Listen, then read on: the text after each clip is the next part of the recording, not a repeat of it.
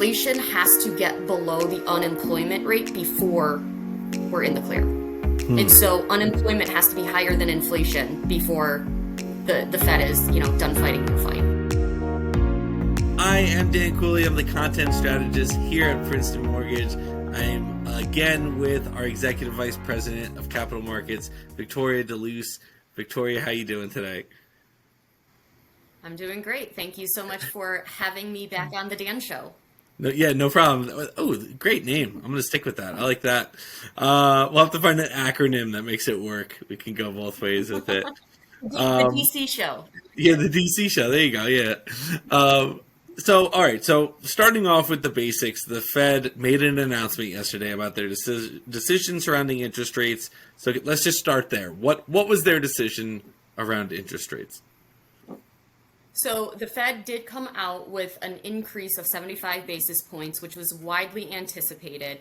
There were a ton of people that thought that it might be 100 basis points, and even more people that thought maybe it should have been 100 basis points. But we got 75, and that's what we're working with now. And the market had already sort of factored that in. Yeah, so the market had already priced the 75 basis points in. After the announcement, we actually saw the market tank a little bit, and there was speculation on, okay, well, what does this announcement mean for the rest of the year and next year? And I think that we saw some immediate reaction there, but from where we took morning marks to where we ended the day, pretty flat and level.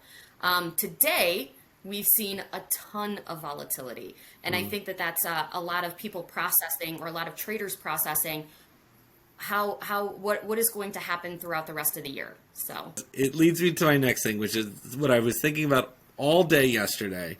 So if someone's watching this and they hadn't seen the last video, we met before the announcement and then after. Kind of no reason to go watch the before at this point.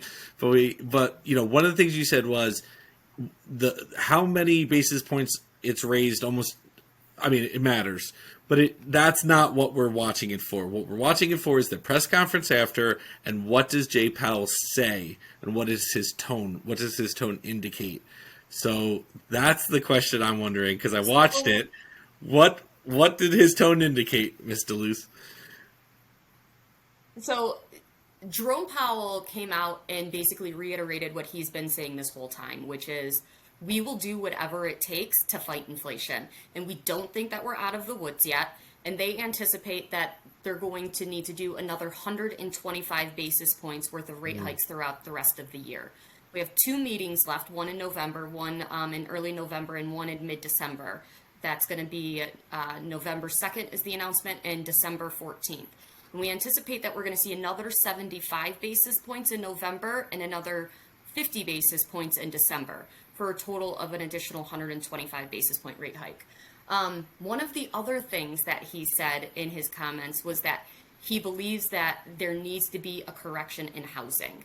And so when he says something like that, that just indicates to our industry that there is not going to be any golden parachute for us. We are going to go through a correction or an adjustment in our industry, and that's what he believes is needed. What do you believe that looks like? So what does that, so someone hearing that, hey, we need a housing market reset, what do you think that means? And obviously this is your opinion, it's all speculation, but if you had to look into your crystal ball, what do the next couple months look like? I think before the pandemic hit, there were a lot of companies debating, do we want to sell? Is this for us? Is a merger the right decision? And then loans started falling out of the sky.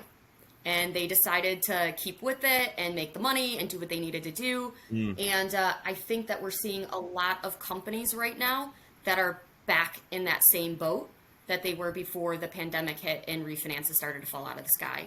I think that we are going to see a lot of merger and acquisitions. I do think that we're going to see some folks go out of business. And it's sad, and nobody wants to think about it, but it is the reality. And this isn't just our industry. Multiple industries go through corrections. It's near and dear to us, and it's painful and it hurts, but it's what's needed. The other thing that you have to look at is how many people left other industries to join the mortgage industry during the pandemic to, become processors or closers or, other types of roles or loan officers. And now that the volume isn't there anymore, we've seen a pretty, I don't want to say a max exodus. We've seen several layoffs throughout the industry. I mean, when you're down 50, 70, 80% in volume, you don't have the business, you don't need the bodies. But luckily, we are still, and that's one of the things that Jerome Powell spoke about yesterday, is that we still have a super tight labor market. So those jobs that a lot of folks left in other industries are still there waiting for them. Over the last 3 months, we've added 378,000 jobs on average. So we are still adding jobs to the economy. And so what Jerome Powell is saying is that, hey, we need to either start adding less jobs, or people need to start losing their jobs for us to be able to get in line. I can't remember if it was Larry Summers, but I believe it was Larry Summers said that inflation has to get below the unemployment rate before we're in the clear. And so unemployment has to be higher than inflation before the Fed is, done fighting their fight. It's such an interesting thing, and maybe this will make the cut, or maybe it won't. This is more just full conversation at this point. Like, the everyone is always talking about keeping unemployment down. Like, how low can you get it? But it sounds to me that it actually hurts the economy if too many people have jobs. Am I hearing that incorrectly? It's not even that it necessarily hurts the economy, but think about it this way. If everybody is employed and we're seeing wage growth, then that means that they have money to put in the economy. And we want people to stop putting money in the economy right now and slow it down. Because we're kind of, from an inflation standpoint, everyone's raising their prices. We're kind of spiraling out of control. That makes sense. Absolutely. People have not stopped spending. It's such an interesting balancing act. Well, listen, I'm sure that we will meet again. Oh, good. No, I was just going to say, I find it so interesting because it's like you have these very Main Street issues, and it seems so complicated when Jerome Powell is standing up there talking about them, and, the CPI number and the non-farm payroll number and all of these different economic indicators.